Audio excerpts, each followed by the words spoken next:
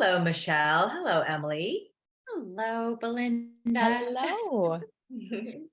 We're here now with our fourth episode of The Soul Qualities of Childhood with Michelle and Emily of Wild Mother Collective. And today we'll be covering the age range 7 to 9. Mhm. Mm-hmm. Okay, Mm-hmm. go Mm-hmm. ahead, ladies, share with us. Well, well, recap. Yes. We just did 3 to 6, and when we ended that period, the 3 to 6 time, we were talking about a threshold that we were moving in from this threshold of early childhood into this new realm where the child is developing new capabilities and their awareness is awakening in a new way. And we're moving from this realm of will forces and doing way of being in early childhood, 0 to 7, into the feeling realm. 7 to 9 is really the realm of feelings and emotions, and and we'll go more into the different phases of 7 to 9 because there's a lot of different phases in 7 to 9. But it is the realm of emotion, and there's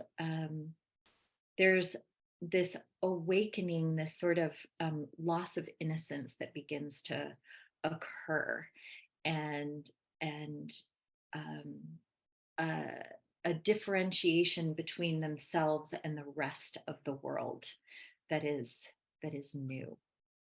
Yeah, we're Yeah. moving from this oneness, yeah, into like, oh, and A they begin to, separate, yeah. yeah, a separateness, and that can create fear and anxiety. We see children start to develop more nightmares and night terrors around this time because, like, yeah, to live fully in oneness and interconnectedness, and then to all of a sudden start to realize, oh, there's separation here. um I am different than the other. There's this little bit of loss in it. And it gets amplified in the 9-year change, and we'll talk about that in a little bit. But that's kind of where they're moving into this. Yeah, really, this sense of self is coming in stronger, the sense of otherness. um really noticing the differences in other people. They'll comment a lot. They'll they'll Oh, they'll okay. they'll say it, and in awkward ways that as adults we're like, don't say that out loud. But Yeah, like again, why it's is that person so fat? exactly. Yeah. But it's Yeah. just an observation. Yeah. It's, yeah, because now they're seeing things outside of themselves, Outside of really for the themselves. first time in a really new way. Yeah. Yeah. Mhm. Yeah. And so yeah, you'll get a lot of awkward commentary at this age. A lot of awkward commentary, noticing differences. Ah, Mhm. yeah. And and that cocoon that we've been talking about, that also begins to widen, where relationships outside of the home start to become very important. Friends become very important.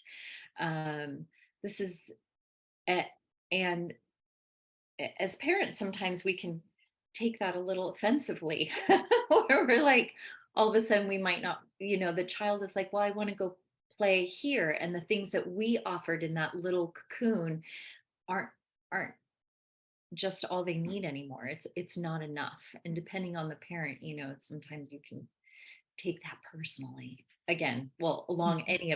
any of the stages, as parents can take it personally, but it's one of those things of like, oh, now maybe it's just time to open up that cocoon a little bit more. Yeah. Allow for friends. Yeah. Yeah. So prior to 7, then, are you saying like, okay, so the child sort of perspective when they come across different people is there's this sense of oneness. They don't really recognize that they're different from Mhm. others. Yeah. And then once they start, moving into 7 years old, now they're seeing that they themselves are different.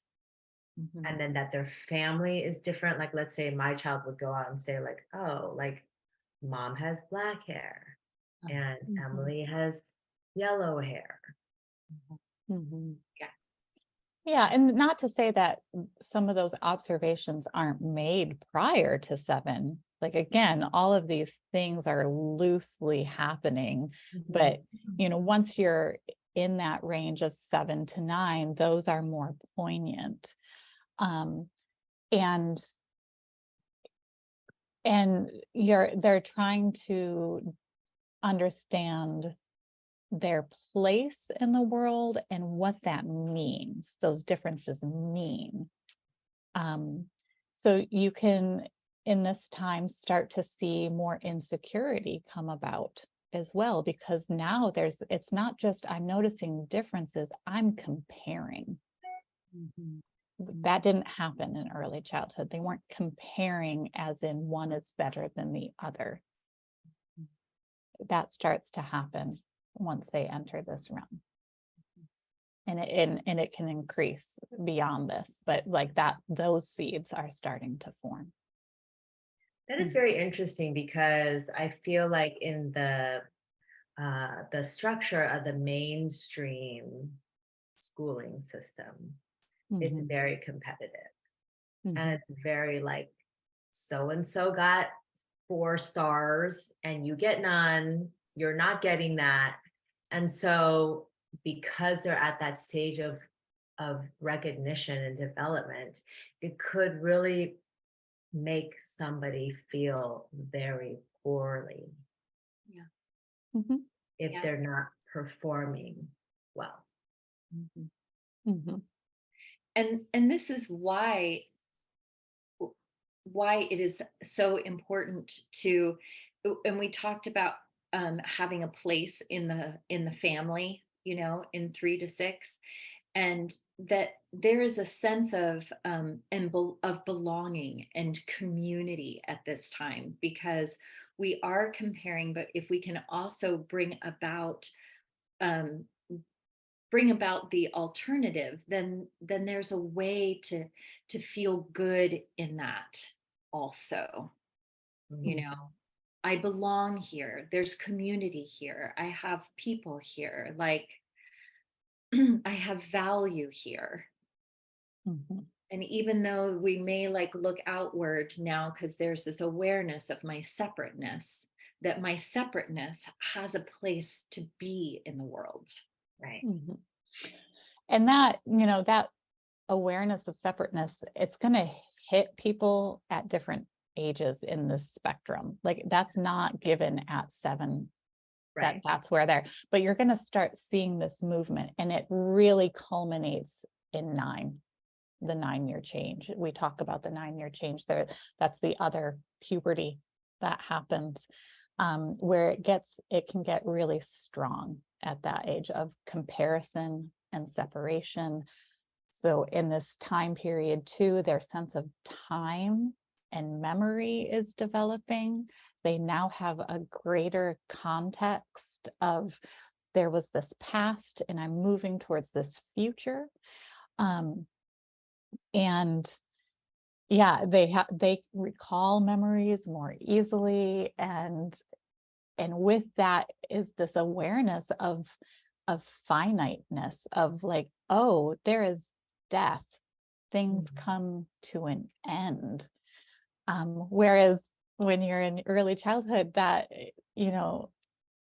that death is more of just it's the oneness. Death and life is the same thing.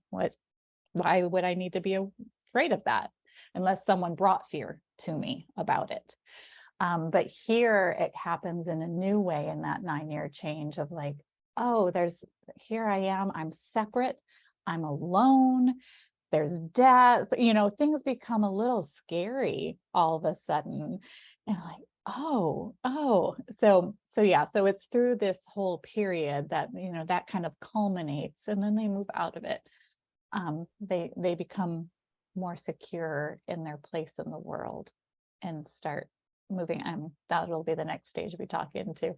But so yeah, so there's all of these interesting shifts that are happening, but at the same time, they can still be very bold in their being, especially those early years of like 7 and 8. They can be very still just boisterous and bold. And it's, they are generally in grade school at this time if they're going through schooling. And again, it's so easy to like think of them as being bigger than they are, but at 7, they just came out of that garden of childhood. They're still so connected to that realm, and they're just starting to peek out at the other. Yeah. So it's really quite a big spectrum between 7 and 9. The 9-year-old, if you look at a 9-year-old with a 7-year-old, you would think these are 2 different planets. Yeah. It's these thresholds, they have a whole timeline and process that leads up to the threshold, and then a whole long timeline and process coming out of the threshold. It's not like we just walk through a doorway and there we are. So as parents, to remember that there is this process that is moving, and to think of it also, so there's those thresholds, but that we revisit these places time and time again throughout the development of the human being, from the very early age all the way to the end, all the way to death. But especially in that childhood realm, 0 to 21, that there's this spiraling back, and it's just a different layer of the same thing, because you've heard us talk about different adolescents already. Like 6-year-old is like being 6. The 6-year change is a precursor to adolescence, and at 9 you see another precursor to adolescence. And that's because in our development as humans, we are cycling back to these places, and each time there's a new development in this phase, in this place, that is unfolding and deepening and growing. Yeah. Mm-hmm. It's so beautiful to imagine it in layers. Yeah. And I also like that we're going through all the developmental stages, because again, each child is unique. And so instead of looking for characteristics per se of like whatever age, it's literally you guys are sort of giving a flow of, developmental sort of awareness. And, you could have a child that is at like the 3-year-old sort of essence stage for the next 3 years. And that's okay, because time is irrelevant. We don't have to push our humans. Humans don't have to push themselves into fitting into any type of box determined by arbitrarily determined. Right. And so to always have like grace and acceptance and knowing that everything is by design. Everything is divine. Yeah. It's true. That would be so nice if, just imagine if we all had that perspective on all of life, all of us. It's like how much easier it would be to just be in the world as you are. Not as how other people want you to be or think you should be. And I mean, I just think that's ultimately what we're trying to do. It's like, just give our children permission to show up as they are.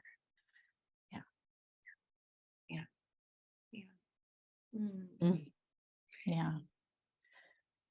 I was going to say also I just want to take a moment because because I just don't want to skip right to the next thing, because that is it's such an important, powerful piece. I'm going to put my intellect aside for a moment and just take a moment to relish in what you just said about that really is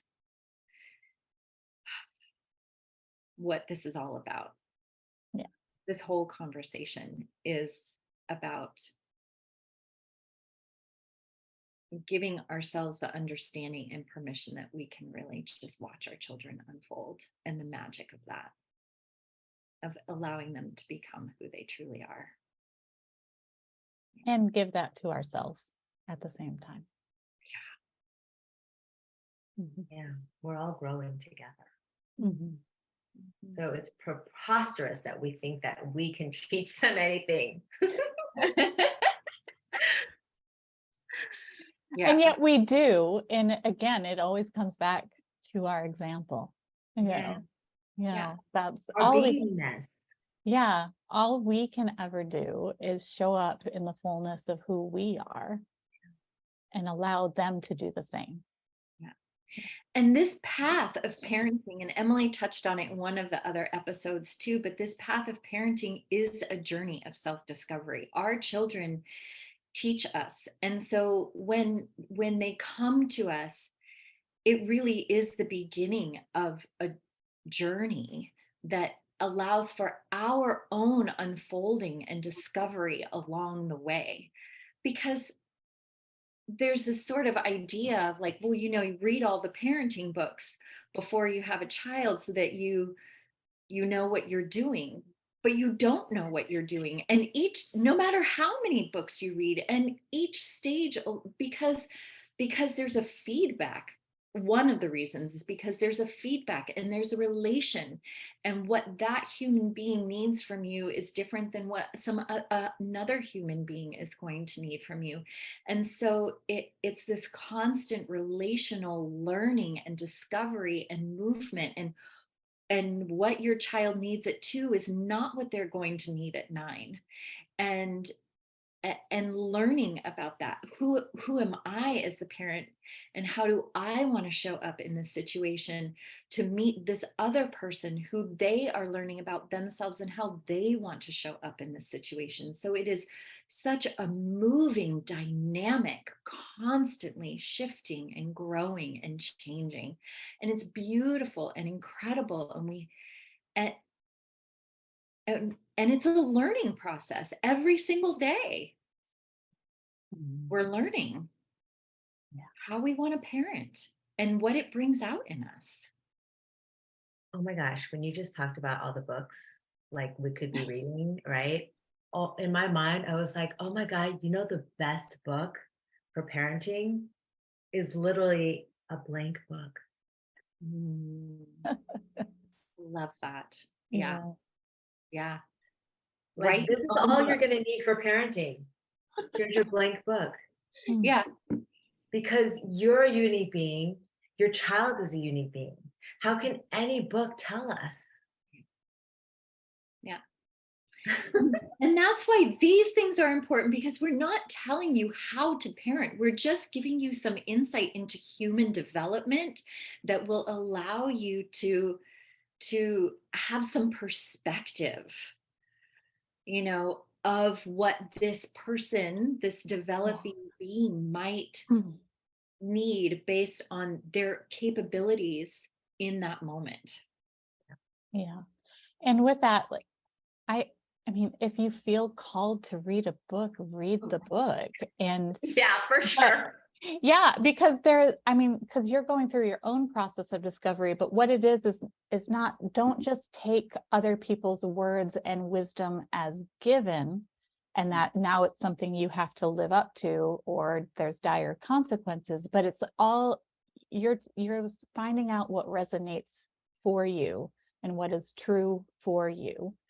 And then you're meeting this other human being and what is true for them. And you're in this discourse and play together. Like that's what all relationships are. So yes, you might find some way of perceiving something that really resonates in this book or listening to this conversation or listening to this podcast. But what it really ties back to is like you're listening to yourself, your inner being. And that's what's telling you, yes, go forward with this.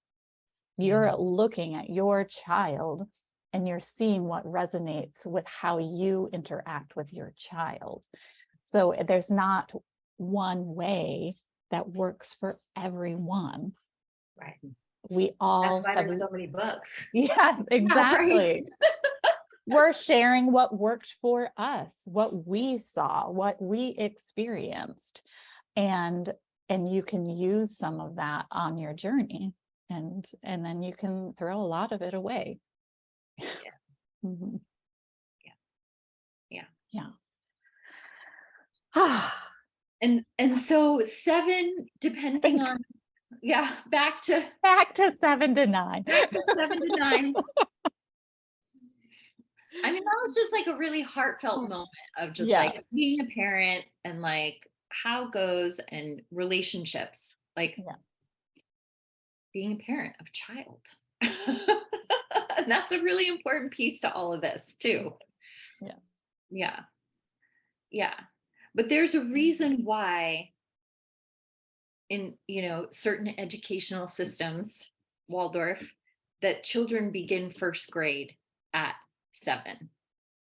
And it is because there is a new way of thinking that is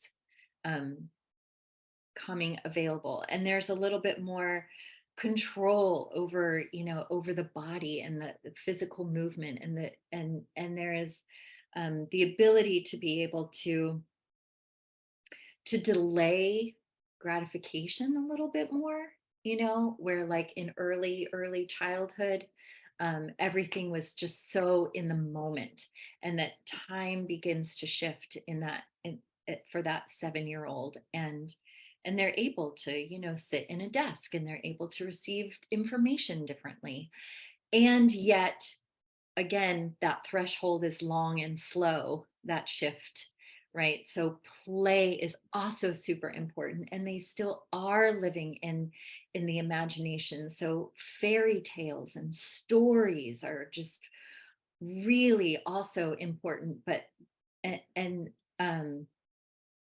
but the types of stories begin to change a little bit also.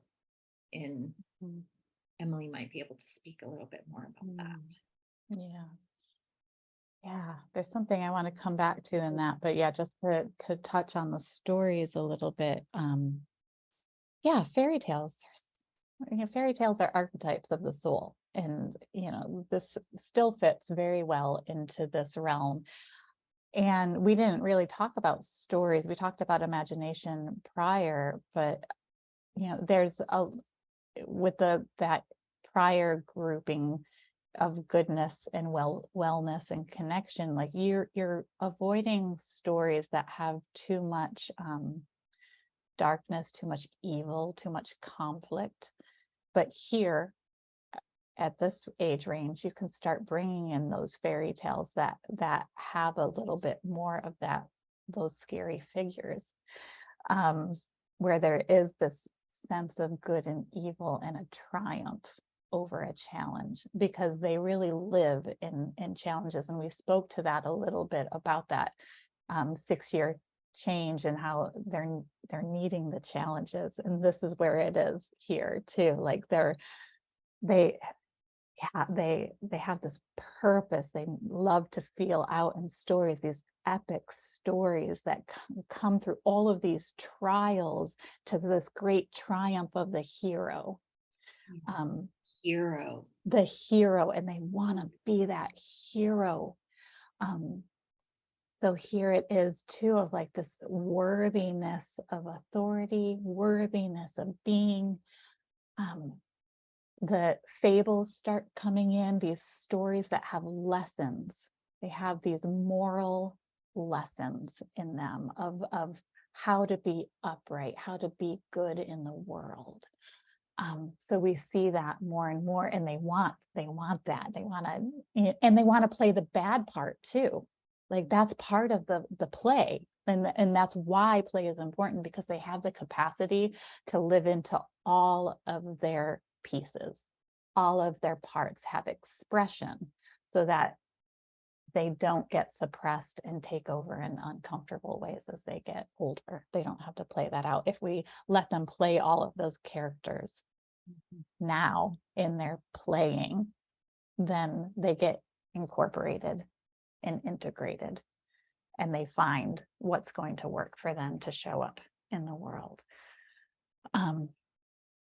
The one piece that I realized listening to you, Michelle, that we didn't really touch on, but yeah, so 7, it's this threshold that we spoke about, how it begins in this rascally, mischievous, sneaky, lying kind of realm, but also what comes in is boredom.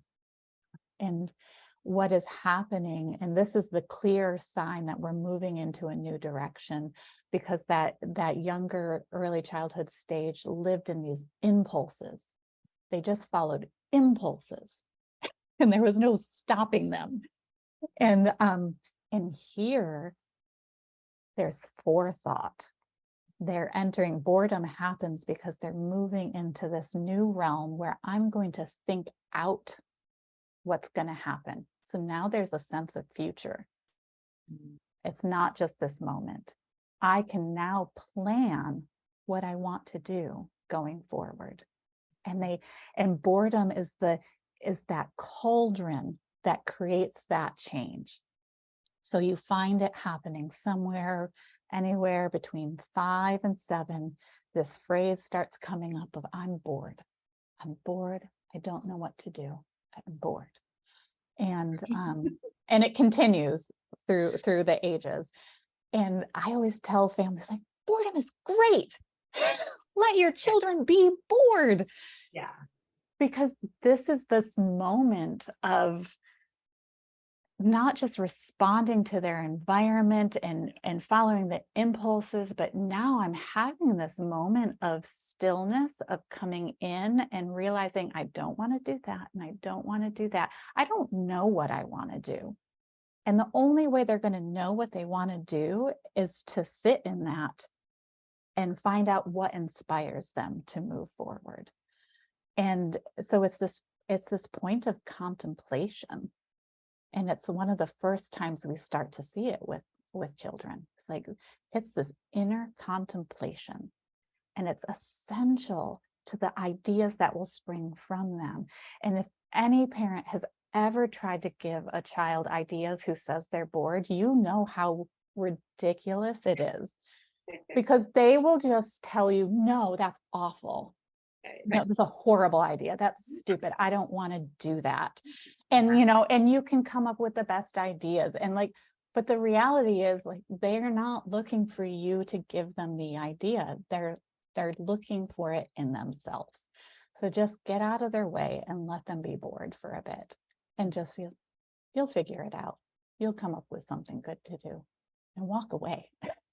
It's no longer your job to provide those inspirations. In early childhood, you could kind of get a kid going with, oh, do that, like, oh, this would be fun. But at this stage, they're coming into their own self, and they have to find those ideas within themselves, and they start planning, and play gets very elaborate. It's planned out, it's elaborate, it involves friends in a way that it never did before. And these games will last. I remember my child, like, with his group of friends, they would play the same game every single day on the playground, and it would just grow and grow and grow, and elaborate storytelling happening with it, and always challenges that had to be met through it. So this is, like, it's so fun to see that they're very active, but it's in a very different way that it is now involving their thinking Yes. and planning things, and let's meet here at this time. Mhm. Yeah. It's so sweet. It There was something about that I was going to say. Oh,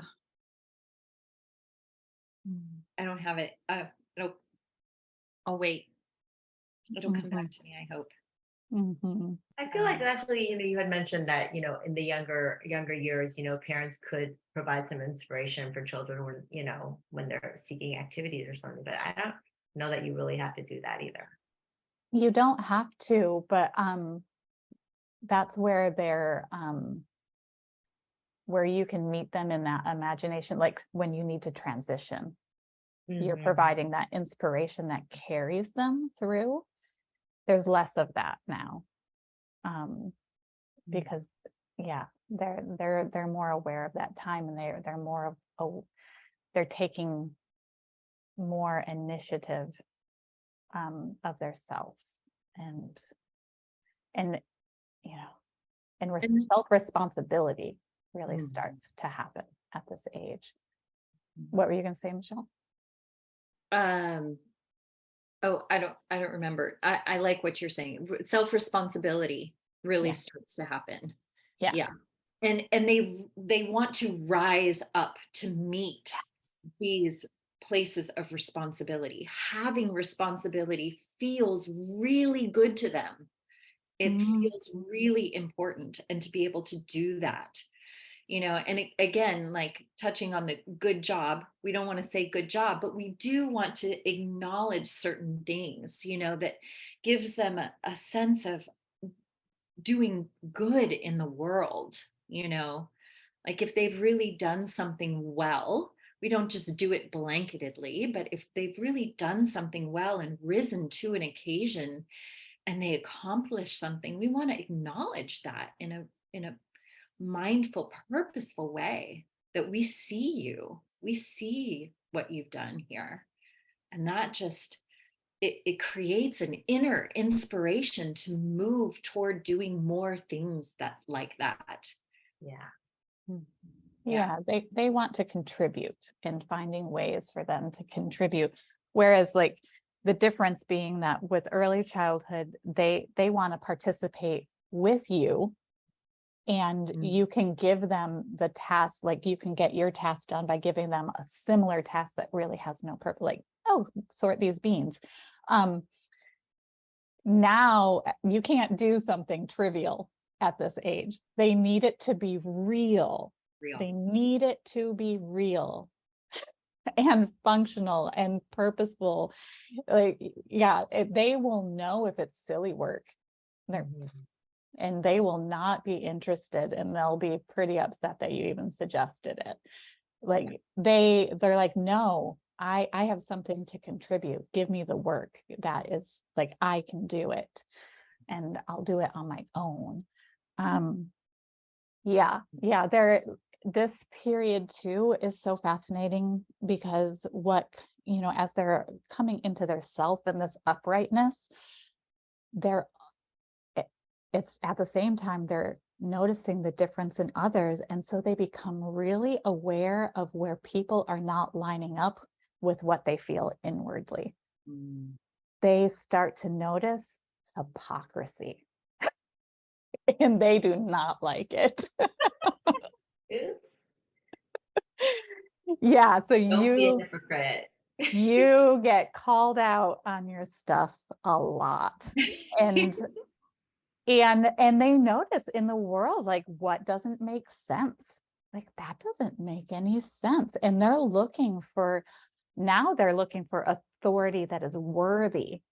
And they're choosing what is worthy of listening to. And in the seed form, and that will build. But like, that's like, now it's not you're an authority just because of the oneness, and you're this parent and I live in your mantle, but now you have to show me you're worthy. And my teachers have to show me they're worthy. And that's a whole different level of responsibility. And not that we have to be like super hard on ourselves, but they will be noticing quite a bit where we stray from what we're saying and what we're doing when there are gaps. And this really, going back to that spiral way of being as a human, that piece, that nugget, as Emily said, it's just the seed, and it really grows into adolescence. Yes, that's where you really need it. Where it Yeah. really culminates. So we'll start to see it here, and it's a great practice ground for adolescents to become that worthy authority, Yeah. which really is rooted in an authenticness Right. of Because at this stage, they're still willing to believe that we are worthy authorities. Like there's this, they want to please the authority. Like there's still this like goodness that is there. Whereas when we move into adolescence, they're they're like, now you got to prove it. You got to prove it. They're more willing to just believe it's natural at this stage. And and then we get the flip side of it as they move into adolescence of like, no, you got to prove it to me. Yeah. But right now they're looking for it. There's Seeking. all those seeds. Yeah. Yeah, it's really fascinating. It's really fascinating because again, it's a becoming, right? It's the first time that you really start to kind of like see who they might, the very beginnings of who they might become like as an adult. And what's interesting too, because I know now that we're having this conversation, I'm like really seeing 7 to 9 is in itself all about transition. And like it's like that's how wide this threshold is. Because so in early childhood, they live so much in us as their parents that a lot of their personality is actually just pieces of our personality and being. And now they're moving into their own. And you can see a radical shift after the 9-year change. Sometimes it's very radical, sometimes it's not, where this who you thought your child was is very different to how they express themselves now. Because it's like this pulling apart of being so much in the oneness of being with the world and with their parents, those strong ego beings, and having their own really start to come in. And then around 9, their personalities can shift drastically. And after 9, like they're really, here I am. This is me. And I'm going to continue building and developing this, but it is now completely separate from you. Yeah. This can be a hard moment for parents. Yeah. Too. This can often be the place where the parent isn't quite ready to let them go, and they might keep that cocoon a little too small, and then you might see conflict. That's where you might start to see some conflict within the family where this child is, here I am, and I'm a little bit more ready to be in the world, and the parent is like, no, but you're still my little one, and like, let's just keep it small, or there can be grief for the parent, and like, oh, you're no longer my baby, right? And like, just, this is part of the parenting journey. Is I love that gesture that you made of there is this kind of coming apart, Yeah. there is this separation that happens, and it's the time that we can really look at our children and see them as their Their own own individual being. being. Mhm. Mhm. Yeah. And that's really interesting because, then kind of brings to mind that duality piece, because while there's that kind of soul separation, or like Mhm. the separation of the child from the unit, there's a way though that we can still connect with them. Mhm. You know what I mean? Not sort of cocooning them, but connect with them as their own individual by recognizing who they are and accepting who they are and meeting them. Mhm. Yeah. And that ties into that worthy authority piece too, you know, because now they in the same way that we are seeing them as an individual, they are, as we talked about the very beginning of this, they are seeing us as separate from them. Right, And can I trust you as an authority? right. Is your inner and outer world aligned, and the authenticness of who you are? Can I trust that? Yeah.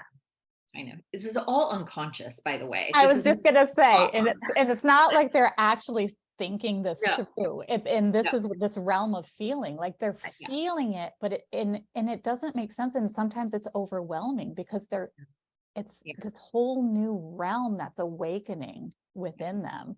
And they don't even understand sometimes what is actually happening. Hmm. Yeah. be And really hard for them, and that's why sometimes you'll see that this 9 year in the 9-year change, 8, 9, yeah.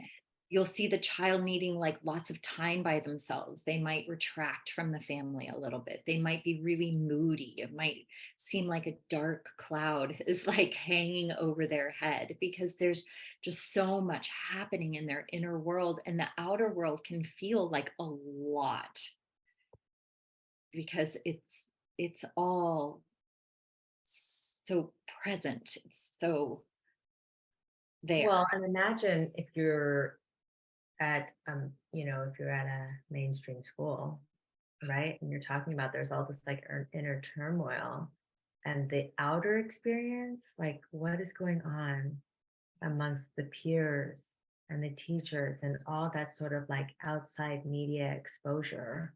Yeah. Mhm. It just causes even more confusion. It's such a sensitive time, this 7 to 9 year, 9 years, that you almost want to sort of make sure that they're protected in a way, in this bigger way that they're protected so that they're able Mhm. to Yes. experience all their turmoil and still find their authenticity. Mhm. Very, very much so. We are not letting the cocoon go. We've just widened it a little bit, but it's still very much there so that they can Yeah. exactly what you just said, so that there is some protection around them as their awareness grows. Yeah, and yeah, it's Your the time. cocoon gets just slightly, but you're not letting in the whole world yet. Mhm. It's really just, okay, our family unit now can include friends Yeah. and their families, some of them. Yeah. So a little bit of a broader community, but still held, still that container, still with boundaries. Rhythm is still so important. Just resting in these rhythms and again, still just keeping things simple. They get more, but still simple, and like still like 7 to 9, like there's no need for extracurricular activities yet. And this is a time like in grade school where we often want to put soccer practice and other things in it. They don't need it. They don't need it. And like still keeping them in this realm of play, of home life, and now friendship activities. Like if you're going to have an after school activity, playing more with friends, Yeah, just a having, simple play date at it's just somebody's house. it's a play date at somebody's Yeah. house. Mhm. Hmm. Yeah. And Maybe because just- they're really still, they're developing these social realm skills, and Home. that's what they need to practice. Well, and when you're laying out we're opening up the cocoon a little bit. It's the family and it's some friends, right? Mhm. And maybe some families, but the reality in a lot of people's world is they're spending a good portion of their day in a school with a Mhm. lot of friends, Yeah. right? With a lot of stimulation that's coming from that Yeah. and the teachers and whatever programming is coming from that, Mhm. you Yeah. know. Yeah. So essentially, if you're wanting to create this cocoon, you're going to have to work a little bit even harder. I don't Mhm. know. I don't know what that looks like. Or What just acknowledging how much that really is, and then so after school can just be this time to settle into their own rhythm and Decompress. self again. Yeah. Yeah. Yeah. And yeah, that really serves a lot of children to just, okay, I had my school day and now I get to go home and I'll do my chores that are, now is the time for chores. Like, have a daily chore. I have this rhythm that happens to carry me through the rest of the day when I'm at home. I have my meal time with my family. I have my chores.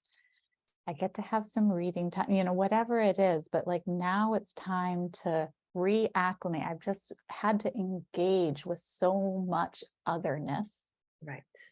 And now I have this quieter, slower pace to help me digest everything I just took in and come to my own understanding and sense of it all. Mhm. Yeah, I think that's a really good suggestion, especially since for a lot of people, it's like, oh, okay, now they're, starting school and there's a lot going on. Like that decompression is really necessary. And Yeah. hence, like you said, try not to do the extracurricular activities. And one thing we haven't talked very much about that this is reminding me of is sleep. And Yes. we haven't even touched on the importance of sleep.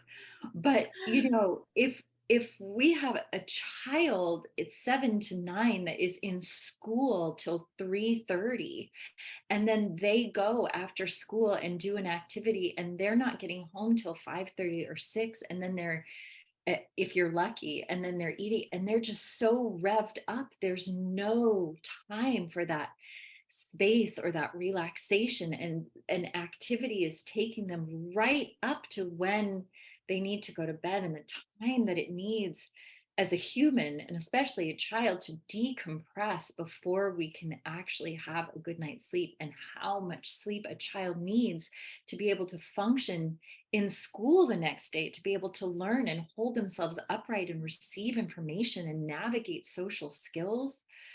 It's so much. And so we're just, if we fill up the day, there's no time for that, like decompression and digestion and ability to be able to move into a really solid, long, good sleep to be ready for the next day.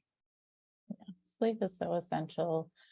And we live in a culture that builds continuous cognitive congestion.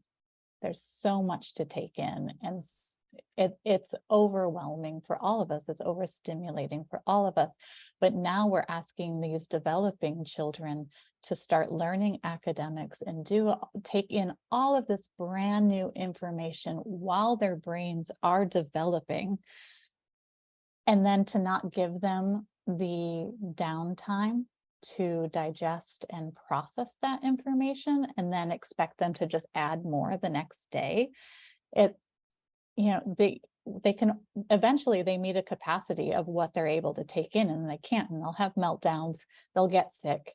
um but to just be aware of that, and sleep is the time in our lives that helps our physical development, helps our mental development, it helps us process all of the information we take in. That's what our dreams do.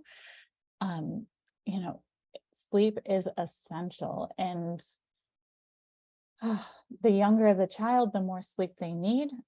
But 7 to 9, they still need it quite a bit, and they're moving out of it. But I think for my son, I think I still put him to bed like at 7 o'clock at night in first grade. Yeah. And like, and I kept that for a long time. And like, I think maybe around 9, it moved up to 8, maybe 7:30. I don't know. Because even if they're not falling asleep at that time, it's this quiet Yeah. self-reflection, contemplation time as they ease themselves into sleep. Yeah, it is really important. And you forgot to mention that, in all the things that you're listing as far as like school and extracurricular and dinner, there's also homework. Yeah. Some schools, yes. All Mhm. right. And so like that's just it's so irrelevant. It's the comment that like, my daughter makes, which is a great observation, from somebody who's in class, and it's like, no, homework should only be if you did not finish your work in class. Yeah. Teachers should not be teaching content and then making you do more when you're at home. And I'm like, that is so true. Yeah. That is 100% correct. Yeah. Yeah. Yeah. And yet that's not what we're doing in the school systems. It's not like that. They're consistently pushing all of this material, and then you have to take in more material. And it's basically, it just dysregulates your nervous system from the get-go. Yeah. And we really are in, after, I think it was building up, and after COVID, we've just seen the world take such a dramatic shift into this, our awareness of how much stimulation is happening at all times, and we just have to have more space to be able to deal with this modern world. Otherwise, it just, we're all, how easy it is to slip into a state of dysregulation. It's just we're just always, it feels like we're just always on the edge of that, parents and children. Right. And we have the ability to make that time. We just have to set that intention. And so as a parent, we have to advocate for our children. And we have the ability to do that. Yeah. Like the more you know, the better decisions you can make. 7 to 9 is really important. Yeah. Yes. It's a fun time. They're still very playful. They oscillate between innocence and loss of innocence.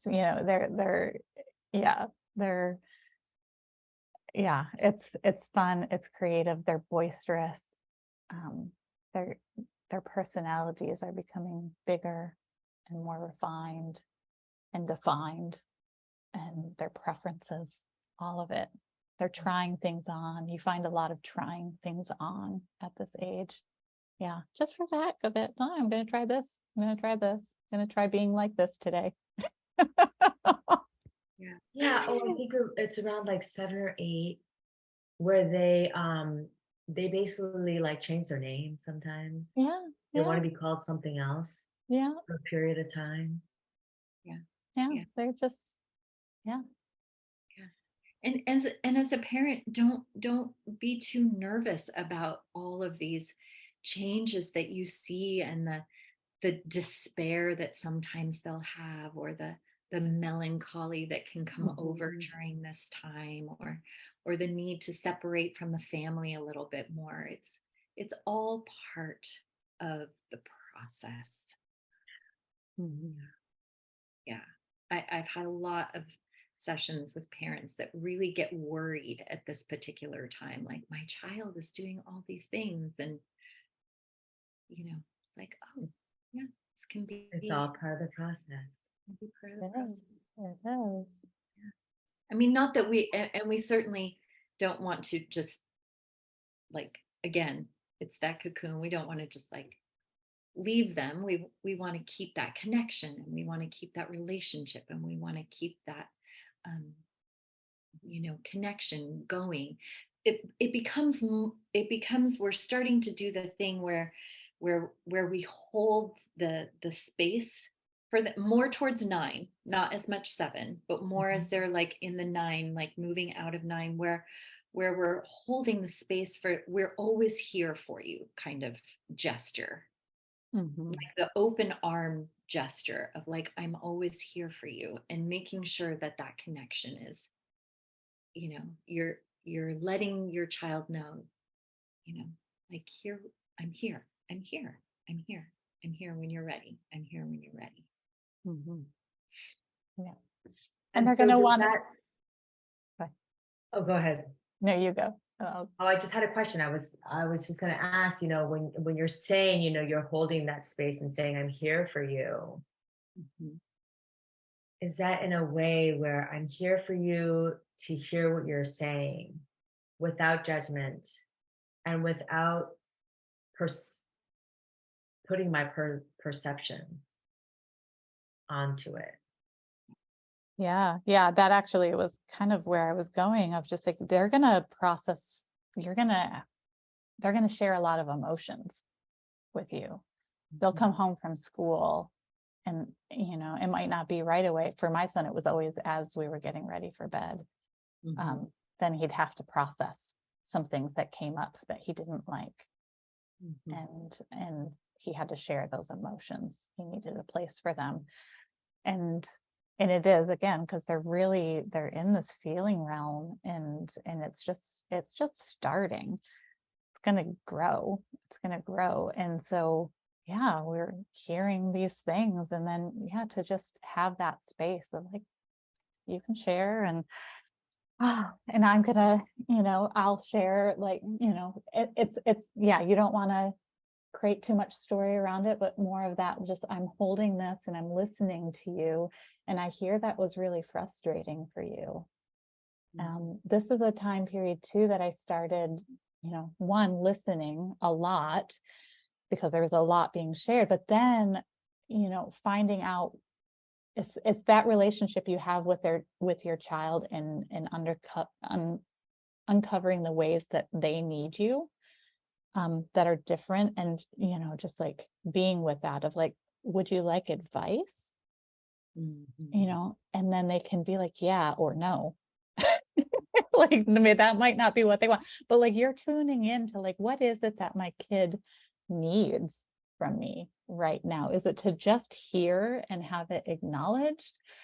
So these are the realms that I would play in. I was just like, well, would you, and you share stories that are similar. This is a great time for that too. Like, I would often reflect, I'm like, I remember having a similar thing happen when I was your age, and this is how I dealt with it.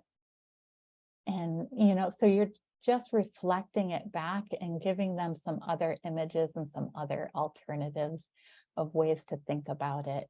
Or, you take that time to really hear them, and then ask, like, would you like to hear what I think about it? And, maybe they do, maybe they don't, but like, now you're putting it out there, and sometimes they're interested and sometimes they're not.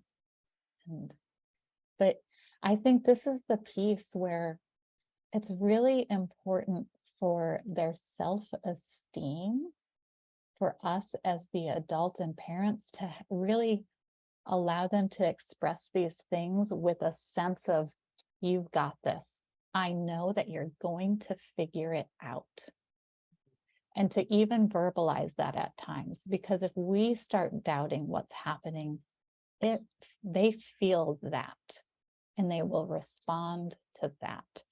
And here's their chance to start going out into the world a little bit more, and sharing a little bit more of themselves, and and they're going to meet those challenges and those yucky moments and those yucky feelings, and what will serve them best is for us to be that anchor of like, I know that no matter what happens, you're going to figure it out, and you're going to do great. Right. Mhm. Confidence in themselves. Yeah. Yeah. Mhm. Because this is where that ground gets shaky for them. They're an abundance of confidence up until that point, quite Yeah. often. Like unnatural, unwarranted confidence. I can do anything I want. And here it flip-flops. They'll have a moment where that's totally where they're at. And then all of a sudden, oh no, this feels a little shaky now. Yeah. Yeah. Mm-hmm. I recall my child's teacher sharing with us, the 9-year change, and talking about how oftentimes children find out exactly who they're going to be at 9 years of age. They have a strong sense of exactly what they're going to become, right? That was one of the things that he said, and he also said, like, yeah, they have this, they, like you guys had said, this deep knowing that they are one unique being, that there's only one of them in the world. And that feeling can be really just kind of like, whoa, right? Yeah. Yeah. Yeah. So that's like really interesting too. Yeah, but on that note of like them having a clear sense of who they are, it's important to understand that that doesn't mean like they have a clear sense of that I'm going to be a doctor. And so now I should gear everything towards my child being a doctor. Right. They have a clear sense of an inwardness of being, of what they are presenting and bringing into the world. But you'll hear them start saying, like, when I grow up, I'm going to do this. When I grow up, I'm going to be this. And just to allow that to be part of their play and exploration, and not want to like, okay, now I got to feed that. Right. If they're going to be a doctor, let's start doing all the things that will help them be a doctor. Like, oh, you're interested in this. Let's do all the things that help you like be this, like, to realize like through the course of their whole growing up into adolescence, they're going to continually have these ideas of what they're going to do when they grow up. And my response to my teenager is always, just like, yeah, like when I grow up, I want to do that. Like, I'm just like, you're going to be continually changing your whole life. And what you do now is not necessarily what you will do later. And like, it's okay to not have that ever be a thing that you have to figure out. Yeah. And also knowing, as a parent, again, it's not that like we don't need to help them do anything. They probably have a strong sense of who they are, right? But like that doesn't mean that we're going to, oh, then let me help you. No, we can just kind of sit back and see and remember that moment. Yeah, and we can encourage, like, if your child is showing a real natural interest in music, to encourage that. And if it dissipates, that's okay. We don't now have to be upset that they stopped playing the violin. Right. They got what they Right. needed out of it at that time. Maybe they'll come back to it. Maybe they won't. That's okay.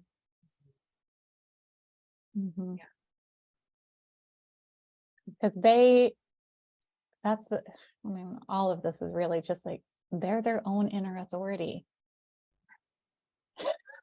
That's the reality. As we are ours, they are theirs.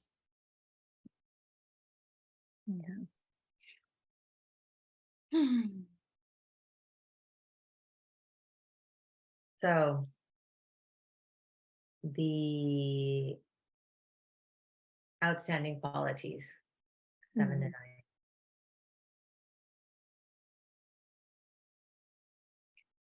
9. Recapping. I know. I'm like, to recap all of that. Well, so feelings.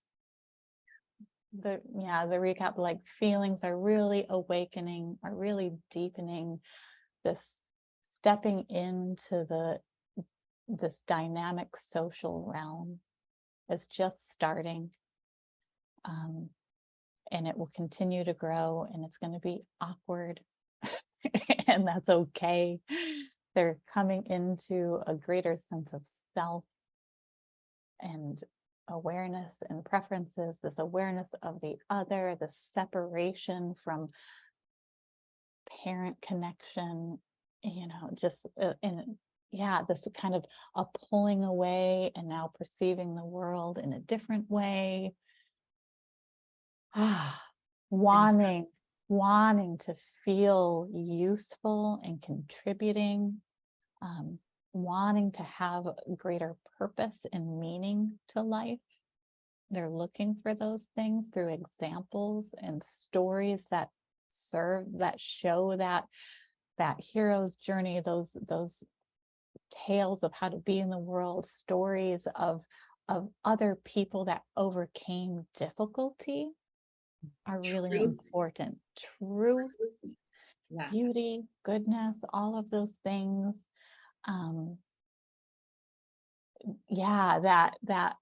That power of the stories and the examples to show that no matter what the challenges and obstacles, that it all works out, so they can still rest in that ultimately all will be well. But now there is conflict, now there is struggle, and they're feeling that in their emotional life. And now they need the stories and examples around them that make that feel valid to them, and still trust in the process. Building that inner confidence. Yeah. Mm-hmm. And that they feel you so strong as their support, as they're like moving out into the world a little bit. And it's still this, like, they go out for longer bits for further distances, but they always come back. Yeah. They still need that really secure home base connection to explore from. Yeah. Yeah, I feel like a lot of what's helpful for parents is just a lot of inner work. And play. Always And play. play all around, play for the kids, play for us. Play for us. Yeah. And curiosity. And curiosity. Yeah. Because they take a new type of interest in the world around them. Like, as they discover this otherness and separation, and they get curious. One thing we didn't touch on, and I think is important, because generally most people have their children in school, some type of school at this point, is that this is also where you really start to see learning differences. And to really allow space for that, and know that there isn't one set way for your child to learn and be well and take in information. That unfortunately schools tend to have a dominance towards certain learning styles, and it might not be your child's learning style.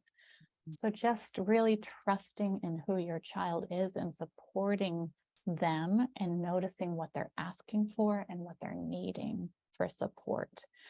And that if learning differences come about, neurodivergence, all of that kind of stuff, like, there's nothing wrong with your child ever. They're not broken. Nope. They have a different way of being in the world and perceiving and digesting information, and that's just important to recognize, and recognize that we live in a culture and society that doesn't often give space for those people that are different. And the And that's language around that. Yeah, and that's just a societal error. That's not their error of yeah, and advocating, learning how to advocate. And knowing that there are so many options out there. There's so many options, and that whatever your child is presenting, it's going to serve them in life, and it will serve humanity. And you. Yeah. Right? Because we're chosen. Yeah. Your child chose you. And if this is a challenge, meet it. Mhm. Yeah. Yeah, with a lot of love and acceptance. Yeah. Mhm. Mhm. Yeah. Yeah, that's beautiful. Well, thank you for Thank sharing you. Yeah. 7 through 9. I Is there anything else you wanted to add before we end for the day? don't think so. No. Feels complete 7 to 9. I mean, we could talk on this for hours, really. Each one of these could be, but each one of these little topics, but yeah. But that's where people would just solid contact you overview. directly, Yeah. Mhm. Yes. right? Because you're Yes. available. You're available online, in person, all of that. Yeah. Yeah. Mhm.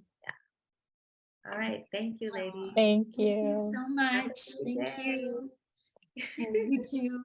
Bye. Bye.